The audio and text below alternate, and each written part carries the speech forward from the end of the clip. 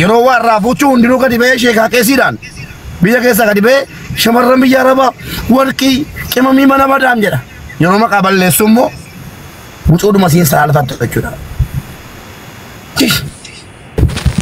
Warqa yoo ta'u adda bobbaletti gargaarsa bilikoota gaala kennamu hin jiru. Allaqee.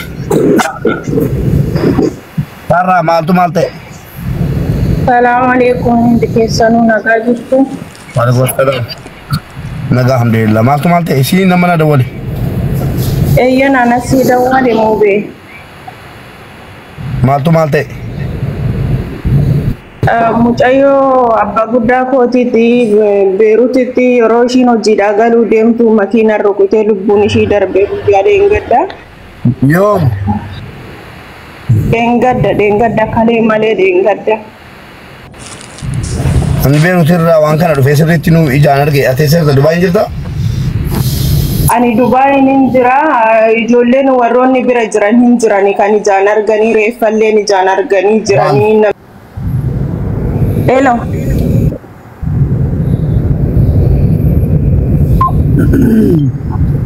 Embassy deemaa jirra manaa ba'aa jirra naan jetti. Ayya kana goona gaasarraa koo. Oko.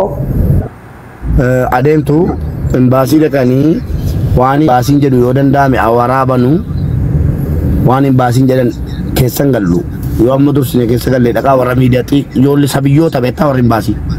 Sabiyyi ijoollee bubucuu dhugaa sadii fakkii xiiqiin qabanii warra miidiyaatti maxxanee dhaqaa miidiyaan fixadhaa jedhu waan ta'eef hin haasofnu haadhaqanu suuraa sii dura xafi suuraa sii keessa na argooki waatsaappii mana dubbistee na argiiti maqaa sii guutuu wajjin hin eegnaa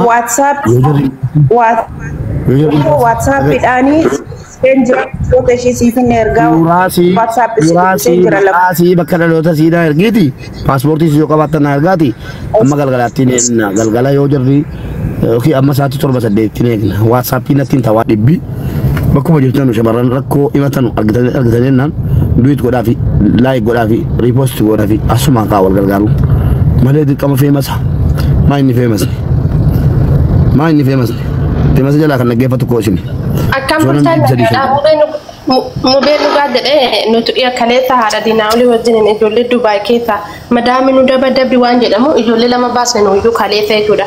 Akkuma mubeen jedhee yeroo baay'ee mubaarrakee akka nu gochuu didee akka nu ta'uu didee gasteerra nu humse nu jalaa dubbachuu didee osoo hin taane namni itti baay'ata hin ifatas namni itti baay'ata waan ta'eef amma dandeetti geettanii akkuma wal beektanii namootuma wal beektanii walitti sissiqaatiin ijoollee keenya yeroo baay'ee rakkatu akkuma baay'ina keenya rakkinni keenya sin baay'ata. Saniif akkasitti wal gargaara dhugumaatiin hin jedhe amma kalee nama lama baasne mana madaamii keessaa haadha diinaa olii santu nu baase sanii galee akkasii hundumaa dhaquuf galatoomu nu beeku.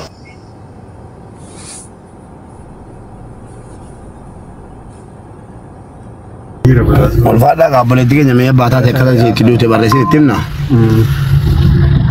Yaadannoo. Posti godhee yaadannoo.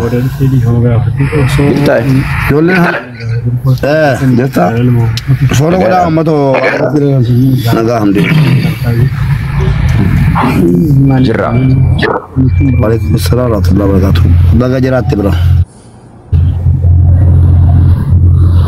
Ummata kana maybe wanti akkuma tikaasteyyuu hidhanni biyya keessa beektaa hidhanni kun immoo akkaataa kamiin akka ta'e I don't know naaf hin galu namni tokko agrimentii mataa isaa qaba agrimentiin kun walitti hidhamiinsa hin qabu beektaa fakkeenya biyya keessa argiteetta baasonni hidhamiinsa jira beektaa sadarkaa jala warra COC hojjetu wajjiniin hidhamiinsa guddaatu jira beektaa yeroo baay'ee ilaalaa turre waan ta'eef hidhamiinsi sun immoo akkaataa kamiin cituu akka qabuu fi eessarraa cituu akka qabu achirraayyii miti as keessaa cituu qaba biyya keessa jira hidhanni isaanii cimaan jechuudha. Namni duutee tisiisti waan duute ittiin fakkaatu nama ilaalaa turre waan ta'eef impaasiin garaagaraa xiyyeeffannoon isaanii sadarkaa gadi keessa jira. Oddoo mootummaa osoo hin ta'in sadarkaa godaa keessa jira waan ajaa'ibu jechuudha. Kanaaf hidhamiinsi kun immoo akkamitti cituu qabaa maaliin cituu qabaa isa kana gatteenyaa irratti dubbanneen ala rakkoo cimtuutu jira. Biyya keessa iddoo garaagaraa deemnee ilaalle irraa impaasota gurguddoo argine irraa garuu isaanii gaditti immoo warreen nuti COC qoranii achi ergan iyyuu hidhamiinsa impaasii qabu. Ilaalaa turre waan ta'eef jechuudha. Namoonni hedduun isaanii jechuudha. Kanaaf warreen sun immoo sadarkaa gadii keessatti cituu qaba. Sadarkaa gaditti hin cinne taanaan iddoo sana cituu hin danda'u. Idda isaa yoo gara gadiitti kutte gubbaayyis dhaqee cita. Iddi ishii gara gadii keessa jirti waan ta'eef jechuudha.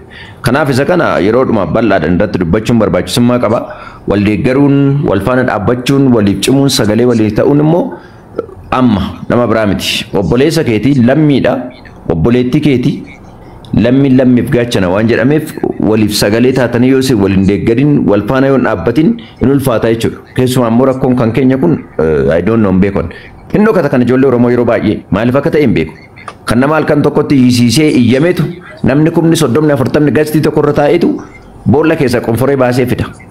Kan keenya isa du'eeyyuu waggaa lamatti galcha deebisii ji'a 8 ji'a 5tti gala. Kanaaf wal faana ta'uun keenyas dirqama waan ta'eef isa kana yoo goone gaarummaa qabaa waliin haa taanu karaa keessaa immoo idda sana kutuun dirqama taate jechuudha gadi baanee dubbanne kanumaan qaban yaada baay'ee hin qabu. Rakkoo maatii kootii sana ilaalee jettee sabartee hojjettuyyi nyaanni dhawwatamee rukutamtee hacuucamtee sinii galee hacuucamtee rakkattee tuma sii sabartee hojjettu humnaan tumamaa yookiin namichi baalagee ta'ee gudeeduu barbaadee wallahi dhugaan itti maaraan namni ana caala miidiyaa kanarraa dubartoota biyya arabaa beeku jira yoo ta'e xonqaa'eedha waa himtuudha raagaa jechuudha ani itti yaadhee gatiin argeeman isiin kuni bakka tuma nan hojjedhe jedhu jettee biyya galuurra yoon galee waan ittiin deebi'uun qabu maatiin sangaa gurguranii na ergan jettee baddee hojjetti. Isiin sadaffaa adaganyaa seet jedhamti afaan oromootiin maqaan qabdu adaganyaa seet. Isiin immoo maatiin abaaree mandarri abaaree ollaan abaaree yaa rabbi yookaan nagaan fuudhi nurraa fageessi yookaan du'aan nurraa fuudhi jedhee dhageessanii abaaree jirti.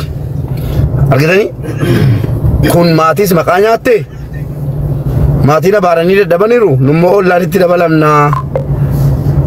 Maqama isiin sun biyyumatti wadala harree isiin hafu dhiirri isiin hafu harka keessa kaattee iyyuu tumeerumin hadha gabaabaa fudhattee mandara keessa deemti karaa makiinaarra akka nama maatii hin qabne bor dheeraa fudhattee karaa deemti iftaan gurraacha dhaqaa dhaqanii maatiin abaaranii dadhabanii ollaatti dabarsina ollaan immoo keeshaa abaarsaatti kenne yaa rabbi aboon tana kana maatiis fokkisiisteetti maqaa biyyaas maqaa mandara keenyaas balleessiteetti maqaa maatii kana balleessiteetti buqqisi naannoo kana fageessi nurra yoon taane ajjeesi jedhee rabbiitti kadhannaan du'aa mallattee birrii 50,000 barbaaddattee Dubaay yookiin Saawudiyaatti yeroo dhattee jettee barbaaddee bilbiltee mana jaazaa shiishaan jira paantiin uffatama sheekni mana sana keessa hin jiru qeessiin hin jiru jettee qorattee baddi gaafa baddee jira geesse mana kireeffatteetti.